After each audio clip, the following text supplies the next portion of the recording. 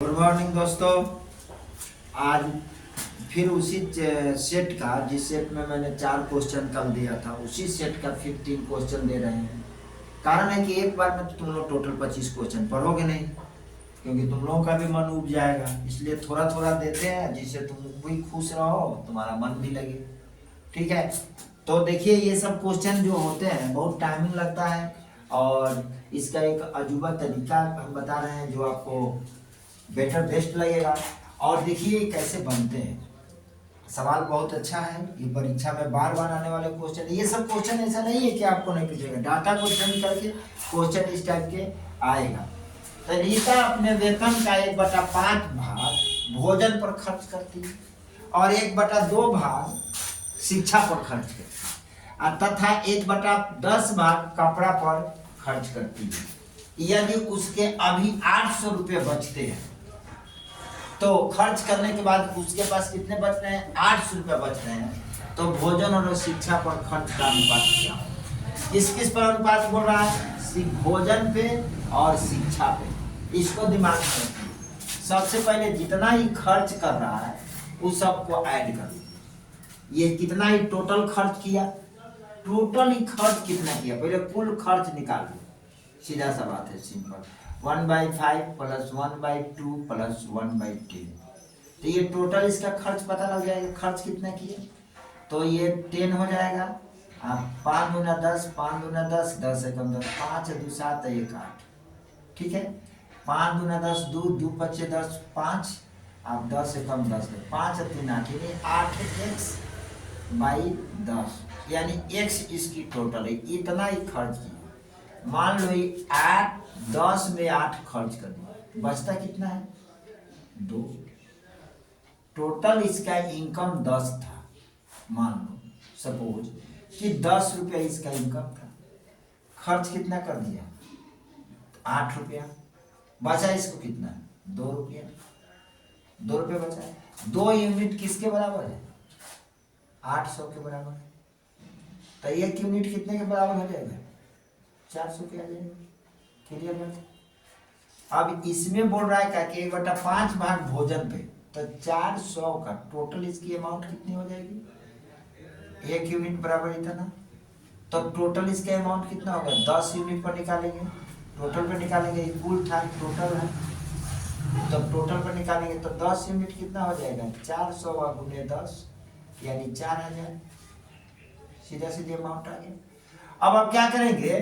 अब यहाँ देखेंगे 1/5 भाग भोजन पर खर्च करता है, तो टोटल का 1/5 भाग खर्च किया, यानी 4000 का 1/5 अनुपात में कर दो, फिर 4000 का ये भोजन ले लो।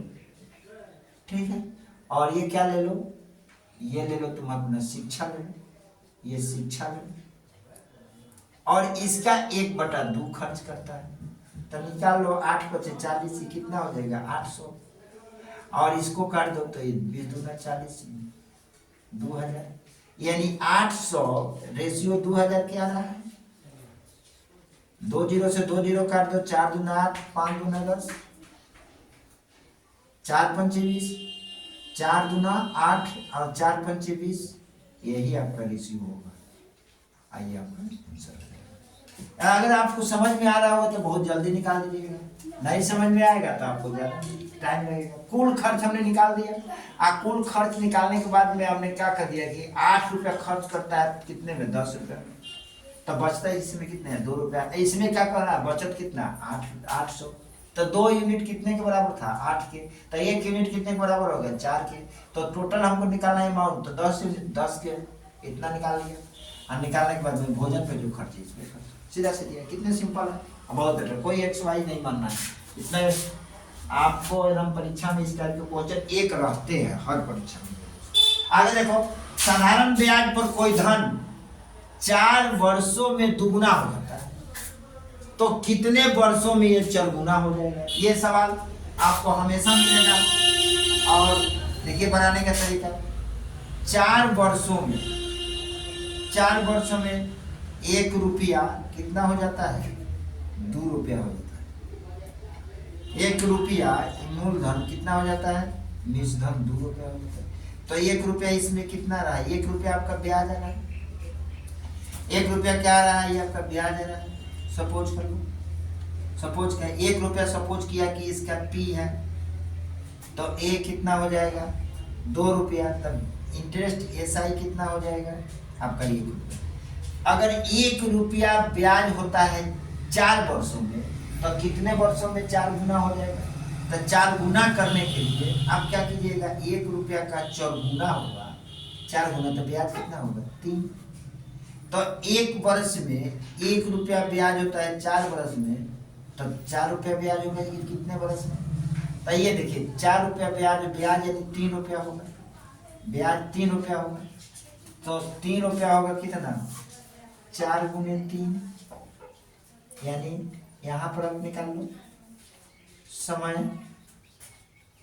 बराबर क्या होगा 4 गुने 3 यानी 12 वर्षों में। 4 गुना कितने वर्षों में होगा 12 वर्षों में। सीधा समझ, एक की वृद्धि होती है 4 वर्षों में, तब 3 गुना, तब 3 के वृद्धि होगी कितना 3 चौका 12 वर्षों में। सीधा सीधा निकल गया। अब देखिए, यदि किसी वस्तु का लागत मूल्य उसके विक्रय मूल्य का 80% है, तो लाभ प्रतिशत क्या होगा। देखिए हम छोटा सवाल है, बहुत सुंदर सवाल है। कह रहा है लागत मूल्य, यहाँ पर लागत मूल्य कह रहा है विक्रय मूल्य का 80% है, यानी लागत मूल्य जो है ये एसपी का 80%। सबसे बड़ी बात है कि लागत मूल्य एमपी हो गया, मार्केट प्राइस आर एमआरपी, अब विक्रय मूल्य एसपी। ये लागत मूल्य कितना हो गया 100 रुपया, पर एसपी कितना है 80 रुपया। सपोज इसको ये सीपी हो जाएगा, ये हमारा क्या हो जाएगा मार्केट प्राइस एसपी हो जाएगा। अब इसको काट देंगे 0 से 0, 4 दूना 8, 5 दूना 10, ये 5 रुपया विक्रय मूल्य, 4 रुपया क्रय मूल्य, लाभ कितना के 1 रुपया के। इसमें प्रॉफिट कितना का हो रहा है मेरे दोस्त 1 रुपया के। तो यहाँ लिख लेंगे प्रॉफिट परसेंट बराबर होगा 1/4 और गुने 100। अच्छा 1/4 का इतना परसेंट, 1/4 20%, ऐसे भी हो जाएगा, कितना हो जाएगा आपका 20%। यही आपका आंसर हो जाएगा। Okay, thanks. नेक्स्ट क्वेश्चन देखिए, ये कितना सुंदर सवाल है और ये सवाल की कितनी सुंदर सॉल्यूशन है। आप इसको देखिए, यदि राम की आय राधा की आय से 20% अधिक है, तो राधा की आय राम की आय से कितने प्रतिशत कम है। कह रहा है कि यदि राम की आय राधा की आय से 20% अधिक है, तो राधा की आय राम की आय से कितने प्रतिशत कम होगा। तब 20% अधिक होगा। तो मान लीजिए 20% अधिक, हमने प्लस लगा दिया, 0 0 5 कर दिया, 1/5 हो गया। अब इसको कम के लिए बोल रहा है, तो माइनस में 1/5 कर दे। अब कम प्रतिशत कर रहा है, तो 1 इसका इसमें क्या करेंगे जोड़ देंगे। कम कहेगा तो 1 नीचे जोड़ देंगे, ये वाला पॉइंट, तो 1/6 हो जाएगा। 1/6 कितने परसेंट के वैल्यू होता है, तो 1/6 16 से 2/3% की वैल्यू होता है।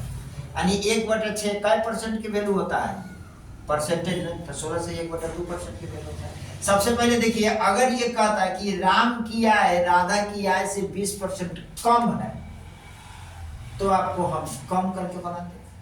अगर ये कहा कि अधिक है, तो मैंने यहाँ पर क्या कर दिया माइनस। तो यहाँ में क्या किया, प्लस वाला किया ये अधिक के बारे में, और माइनस वाला किया ये क्या चीज के लिए कम के बारे में। तो कम के बारे में कहा कि यानी राधा की आय राम की आय से कितने प्रतिशत कम है। राधा की राम की आय राधा की आय से 20% अधिक है, तो राधा राम से कितने प्रतिशत कम है, तो कम करेगा। तो हमने क्या किया, ये दोनों के भाग में इसको जोड़ दिया, और जोड़ने के बाद 1/2 16%। अगर यही अपोजिट कहा था कि हम ये कम है, तो 20 बटा क्या कर देते हम 100 कर देते, तो क्या आ जाता है 1/5 आ जाता है।